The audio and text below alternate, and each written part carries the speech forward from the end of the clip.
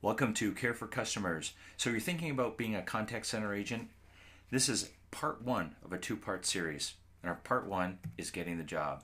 So here's some information that we're going to go through today. We're going to talk about some of the computer skills you need, some of the educational requirements that jobs in the contact center require, and what you need to be in the job, flexible, some of the types of jobs that are available to you, and some tips for the interview session. So let's get going. First and foremost, computer skills. Every contact center in the world, whether you're applying in the Philippines, you're applying in India, or you're having a job in South America, all companies operate with computers, and they're typically Windows environments. So you're going to have a Windows environment with mouse, keyboard. And typing, or the ability to type with both your hands and most of your fingers, is very important. And also, typing while talking and listening to what a customer has to say is also a skill that can be enhanced. And I suggest that you try and enhance that skill if you can before you apply. So let's talk about education. The ability to read and write English proficiently. If you're in any one of those countries I talked about and you're going to be doing work for a North American company or North American customers, most of the manuals and the information that you're going to learn about is written in English. So being able to read and write English is very important. Also, a lot of companies are looking for what they call a grade 12 equivalent, which is a North American standard, and some college or university training. That'll help you an awful lot in securing that job. Also, the ability to speak English without a heavy accent. And when I talk about English, I'm also referring to you could be speaking the Spanish language, German language, or even Mandarin. It's not the specific language, but it's being able to speak that language without a heavy accent. So that means when you're talking with customers, you shouldn't be hearing from them, "Excuse me, could you repeat that? Pardon me, I didn't hear you," or "I didn't understand you." That's what I mean by not speaking with a heavy accent. You need to be articulate. What else do you need? You need flexibility in this job. If you're working, as I said, in the Philippines or in India, you are probably going to be working in your overnight hours. So 2 a.m., 4 a.m. in the morning, and just that is a difficult period of time to work. So you need to know that from the start. But those hours could change. We'll talk a little bit more about that later. Also, from a flexibility perspective, your work is going to be in a very controlled environment. You're going to be told what days to work, what times to start work, when your breaks are going to be, how long your breaks are going to be. And so it's very, very controlled, and you have to just be aware of that. And there's going to be times throughout the year that people are going to, your supervisor, your managers are going to come to you and say, "I need extra hours from you today," or "I need you to work another shift." So be expecting of that kind of activity. What else from a flexibility perspective? You're going to be working at a desk for extended periods of time, maybe up to even 4 hours at a time. So if you're the type of person who can't sit still and you get fidgety and you have to walk around and move about, you might want to consider this is not the right job for you. You are going to be confined to a desk, and so that's going to have to be an important part of your decision-making process. Also, you're going to be dealing with challenging customers. Whether you're making outbound calls to them or you're supporting them or servicing them on an inbound call perspective, they are sometimes going to be upset because of the product or service they purchased is not working for them, and they are going to say challenging words. What you have to do is not take it personally, that they're not really kind of challenging you, but they're just challenging the organization or the process or the procedure. So your ability to deal with this is very important. It'll mean you're going to be a lot more satisfied in your job if you can not take these kinds of conversations too literal. So let's talk about the different jobs that are in the contact center for new hires. So I've got a list of 5 here. Let's go down the list. First job is outbound sales.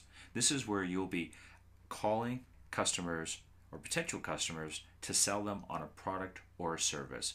So you have to have a good sales initiative. You actually have to like sales. And if you don't like sales or you're not a sales type person, then I strongly suggest don't apply for those types of jobs. Even though they may be easy to get, you're not going to be happy. You probably won't be successful. And so it might be a waste of your time. Try one of these other jobs. Let's talk about inbound support. This is where you're taking calls from customers, talking to them, and providing them support or service on a product that they have purchased.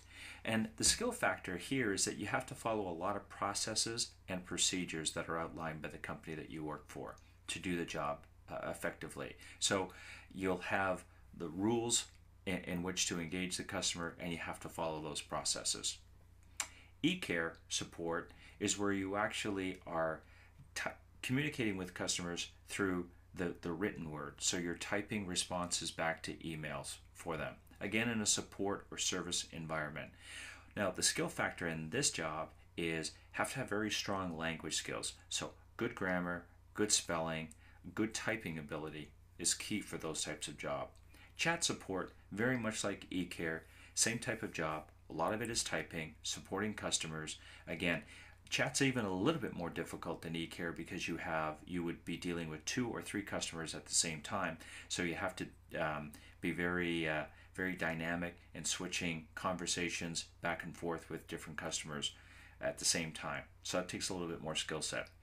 Back office support is primarily dealing with forms, applications, coupons, things like that, where you will spend a lot of your time typing information and working through a process workflow. So in this job, the skill factor is accuracy. Had to be very accurate, be able to get the forms or applications completed first time. But the job also has a lot of repetition to it, so you have to be aware of that as well. So let's move on to the interview. So first and foremost, look neat and professional.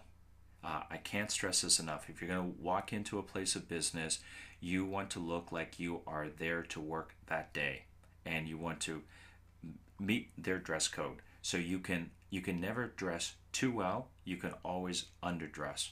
So look neat and professional whenever you're at the company or in an interview.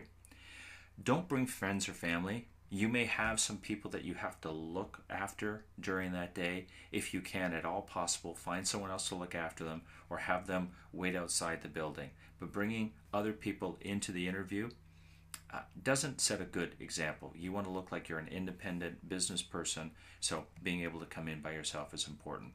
Turn off your mobile before you even get into the building. You don't want to be interrupted at an important conversation or a meeting by your cell phone ringing or by having a text message come in. So turn that off.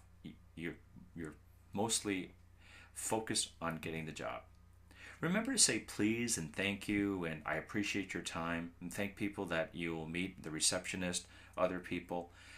It's good to be polite, and also you never know what that receptionist or someone at the door may say to the person who's interviewing you. So don't lose that opportunity to be nice to people. Also, bring a couple of pens and a pencil and some paper. You may need to fill out a form.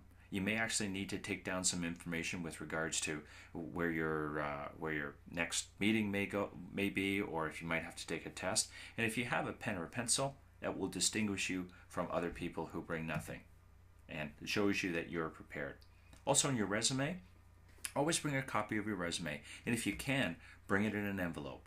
What that does is it stops it from getting dirty, it stops it from getting wrinkled, and it's a more professional way to hand over your resume or your CV to the interviewer. Some other points. Smile.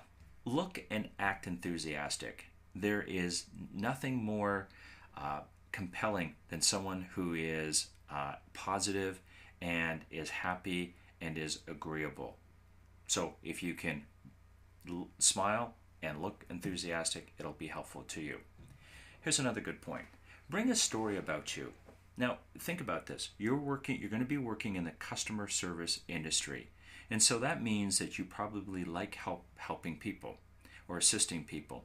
So if you have been able to do some volunteer work, or you've looked after people, or you've assisted people in some way, shape, or form, bring that story and prepare to tell that story, because you want to impress upon the people that you're applying to that you have this kind of mentality, you have this kind of persona about you, that you're willing to help people.